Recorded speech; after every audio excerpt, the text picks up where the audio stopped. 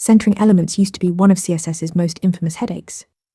But Flexbox changed everything. Here's how to center an item both horizontally and vertically with just 3 simple properties. First, you need to set display flex on the parent container. This activates the Flexbox layout model, turning the parent into a flex container and its children into flex items. Without this declaration, the other Flexbox properties won't work at all. Next, add justify content center to the parent. This property controls alignment along the main axis, which by default is horizontal. Setting it to center pushes all child elements to the horizontal center of the container. Think of it as the horizontal centering switch. Now add align item center to the parent. This property controls alignment along the cross-axis, which by default is vertical. Setting it to center positions all child elements at the vertical center of the container. This is your vertical centering control. One important gotcha: the parent container needs a defined height for vertical centering to work.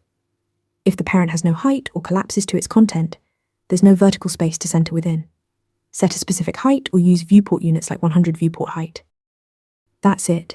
Display flex on the parent, justify content center for horizontal, and align item center for vertical.